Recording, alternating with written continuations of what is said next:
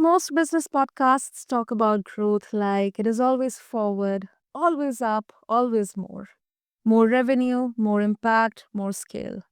But very few talk about what happens when growth costs you something. Your health, your values, your relationships, or your sense of who you are. Listeners, today's conversation sits in a very different place. My guest describes himself simply as the death guy, not because he's morbid, because his life and work sit at the intersection of leadership, loss, and meaning. For years, he stood at the border every week, sharing fingertip embraces with people who often died before reaching safety. During the week, he sat beside hospital beds, listening to last words and unfinished regrets. Then he did something most people would not expect. He became an MBA, completed the program in under 6 months, and moved into executive coaching and doctoral research on meaning making in the face of mortality. His work now is about one question many leaders avoid: what changes when you stop pretending you have unlimited time? Today, on this episode of the BizBlend podcast, we are talking about business clarity, personal growth, and leadership through mortality awareness. Not in a poetic way, in a practical, uncomfortable, and deeply human way. If you are in a transition, questioning your path, or quietly wondering whether the success you are chasing is actually yours, this episode is for you. So, listeners, meet my incredible guest, Seth Clark. Seth, welcome to BizPlan, and I'm really honored to have you here with us. Thank you, Sana. It's an honor to be here with you and with your listeners. Hello, listeners. Oh, thank you. Thank you so much, and welcome again, Seth. And you have spent a lot of time with people who were very close to death. In real moments where time was clearly running out. So, from that vantage point, what do most leaders get wrong about clarity in their careers and businesses? Hmm. Well, I think that many leaders they're always looking at the next quick goal, the next quick win, right? And oftentimes, business leaders, especially, are thinking about what's the next quarter? What are the numbers? How can we satisfy the stockholders, the shareholders? How can we make sure that our revenue is up? And it honestly, a lot of it's short-term thinking, right? Short-term thinking that really it gets in the way of a lot of things, right? It gets in the way of long-term progress. It gets in the way of thinking about the leader's values, or if a company has some sort of mission beyond just profitability. Um, it also gets in the way of that. And even if it is profitable in the short term, a lot of times our short-term thinking even gets in the way of long-term success. So I think that having a longer view and always keeping the end in mind is really important. And this keeping the end in mind, of course, it has to do with mortality, but not just mortality in terms of the fact that you and I and everyone listening, all the leaders, all the people around the world, everyone's going to die. We all have to face that. But also, things at work, those are gonna stop too, right? Whether it's, an organization, a corporation, none of those last forever. It's a nation state, none of those have lasted forever. Anything that we touch, anything that we see, anything that we feel in this world, it has a finite amount of time. And so really looking clearly at one's own death, at one's own mortality, and becoming comfortable with that allows leaders to be more comfortable with the transitions that are happening day to day, month to month, quarter to quarter, year to year. And it helps leaders, I think, be able to face those things in life and in work and in their organizational life that are fearful, and honestly, too, that are to them disgusting, because when we think about death, of course, we're afraid, but also there's disgust, right? Because, you think about what happens to a corpse. once the person is no longer with us, and it is disgusting. And so part of with the work that I'm trying to have people do is to come to terms with what's happening with them, what will happen with them, in a way that allows them to have more strength and resilience in their own leadership, and as they deal with people, so that they're not full of fear, full of disgust, but instead have more clarity, especially around things like their values and their transitions as they come along. I, I think this lands because most leaders treat time like a renewable resource. Like they optimize for speed and scale, but really for significance. And I feel that you are saying, like, it is not slow down in a vague way. It is be honest about what you are training your life for. That's right. Yeah, we only have a limited amount of hours, days, months, years. And so are we just using it for the next quick hit, the next quick goal, the next quick success? Or are we thinking more long term about what it is that we care about most, in our work, outside of work even? What is it that makes our hearts tick? What is it that makes us excited about every new day? What is it that makes us feel like there's meaning in our lives beyond just, what we're doing when we're answering emails? Why are we doing it? And I think facing one's own finite existence helps that person, and especially as Like a leader, it helps. want It, to ask, I think this is also a very important question. Um, mm, Under pressure, like, because you work with leaders who say values matter to them. right? Yeah, the values do matter. There's everyone has a value system. I do think though that some people, some leaders even, they haven't clarified what those values are. And I think that looking at one's own mortality, feeling out what it means for them to be mortal creatures, it's something that can really clarify what those values are. Right? So for me, I'll just use myself as an example because I'm not just a leadership coach, but I have some leadership responsibilities in different organizations, right? The fact that I will not be there forever, the fact that I will not be on this earth forever helps me think about what is most important. And I think, yes, of course, there needs to be success as an organization, but part of that success is part of what it means for humans to be successful. And so I think through that I value relationships more. Through that I value not just what gets done, but how it gets done more. And so those things sometimes don't mean that every decision, every action plan is going to be as fast as it might otherwise, because it takes more of a human centered approach. But it does mean that there's more energy for the next task and the next task and the next task because those things that make us human are more alive, right? So when we face our death, for me at least, we become more alive. And not just me, I think there's been wisdom traditions, faith traditions for thousands of years that have taught this too. That when you consider what it means to be mortal, you have more clarity around what to do now.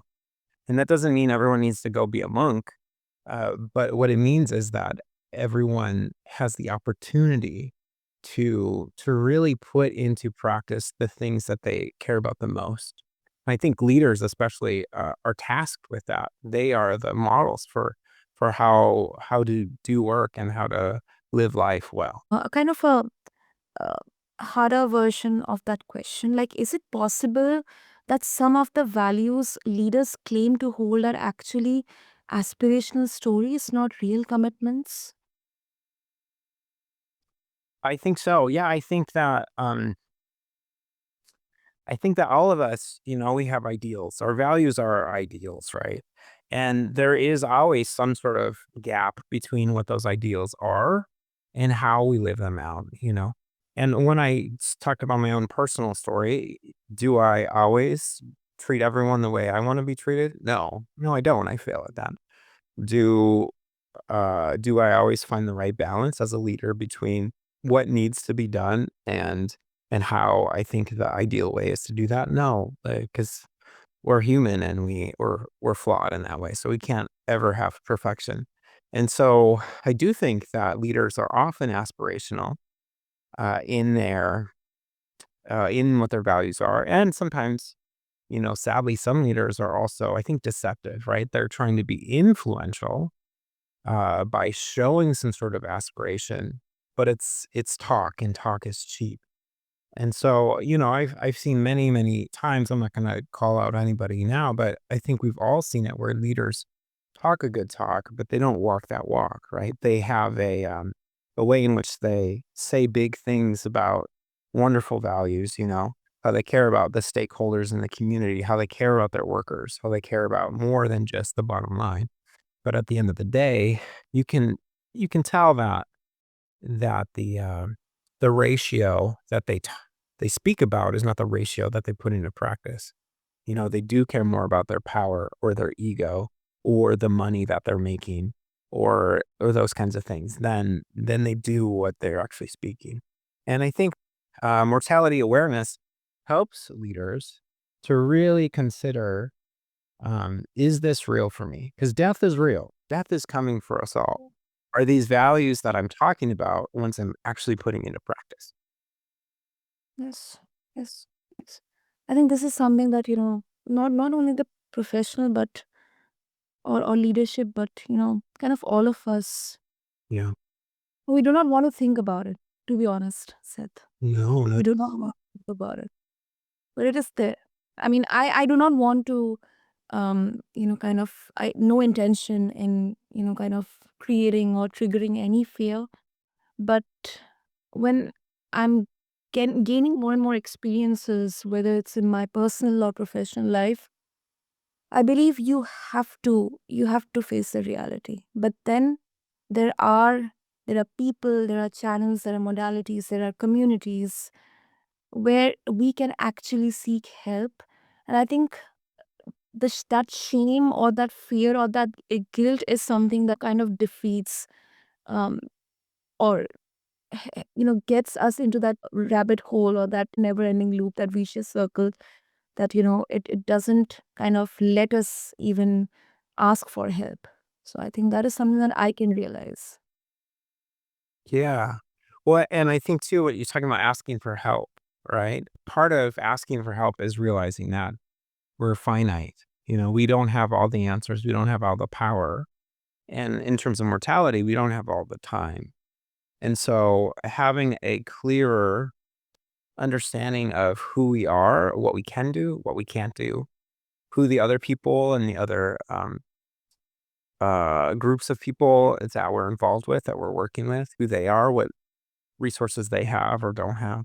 Like having that clarity of mind and that will to act.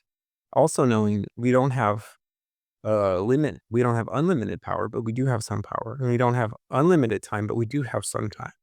Having that clarity, I think, is very important to keep moving forward. And yeah, like you said, asking for help is part of that. Yes, yes, totally. And connected with this, kind of a bit of a nuanced question here, said that does mortality awareness actually make people less ambitious? What a good question. And you know, it can. It can. So I think that part of the fear around this is that what if what if I realize that the way I want to live my life goes against the narrative that I've been telling myself and telling the world? What if instead of, you know, leading this company or managing this group of people, what if I do want to, you know, run away to the mountain? What if I do want to be less ambitious? And you know, that could happen. That could happen. Some people face this stuff and they make big changes in their life. But at the same time, if we have mortality awareness, if we befriend our death even, right? Everyone's friendship with anyone else is their own. Anyone's friendship with their death and their life is their own. Anyone's friendship with their future is their own. And I think that more than mortality awareness being something that keeps people away from being aspirational and engaged and trying to move ahead, right? What it does is it helps them clarify what they want to do and how they want to do it, and especially how to move through those transitions because every transition includes a loss. And so it can make people less ambitious, but it doesn't always. So it depends on who that person is and what clarity they're gaining as they become more aware and more uh they become more okay with the fact that they're mortal.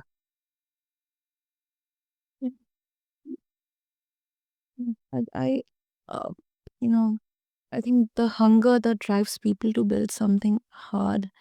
Um, Seth, is there a version of mortality awareness that actually undermines this edge? Like, this hunger that drives people to build something hard. Well, part of part of what we do when we want to build something is we want to make a legacy, right? That we want to build something in the world that will outlast us in some way, right? So if it's we're working hard so that can provide for a family, right?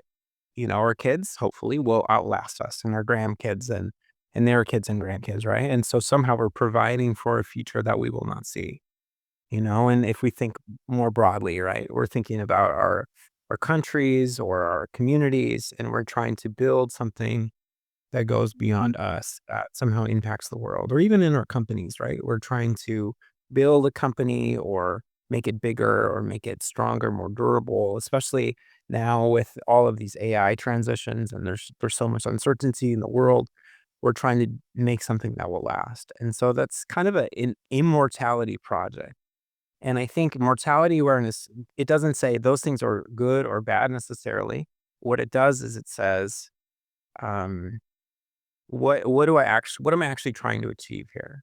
Right? Because the those immortality projects, they can do great things, right? They can build hospitals, they can build the Taj Mahal, they can build the pyramids, all kinds of really cool stuff. But we need to be honest with ourselves and hopefully the people around us, like, what is it we're trying to do? And I think uh, try to have those things be in line with those values that we choose.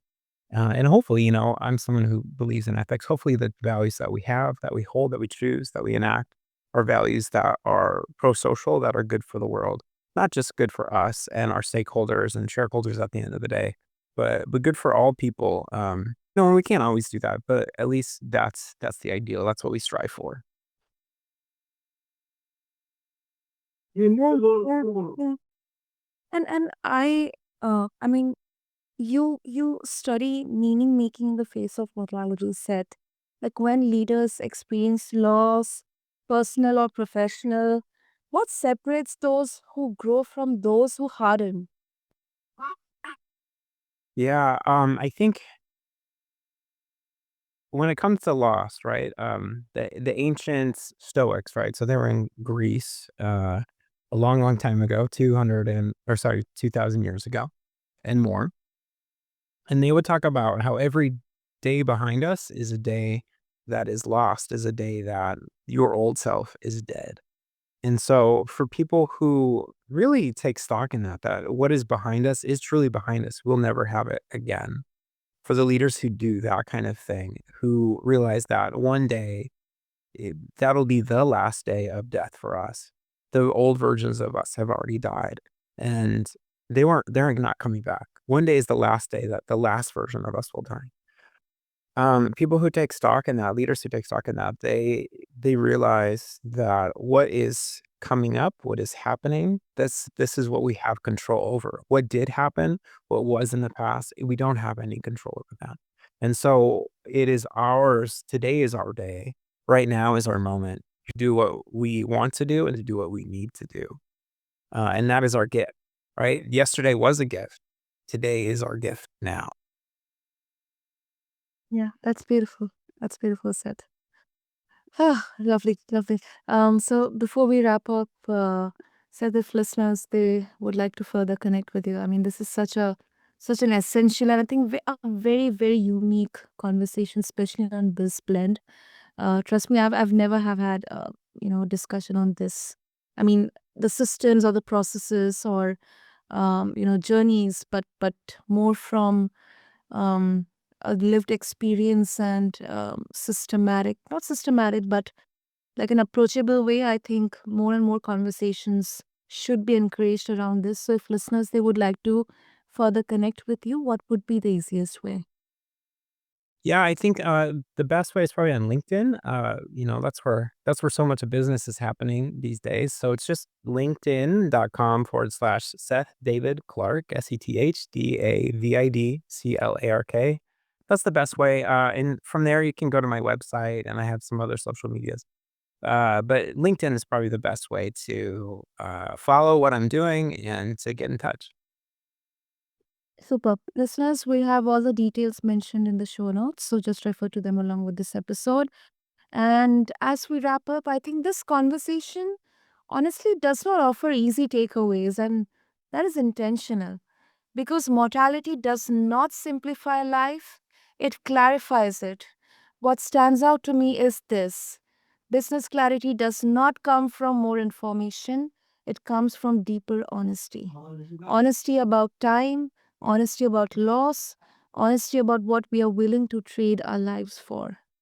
So, thank you so much, Seth, first of all, for bringing your insights, for bringing your depth, courage, and humanity into this conversation. Thank you, Sana. I appreciate it. And to all of our listeners, if this episode stirred something uncomfortable, sit with it. Do not rush to fix it. Clarity often emerges after we allow the question to do its work. Until next time, lead well. And thank you for tuning into BizBlend. Thank you.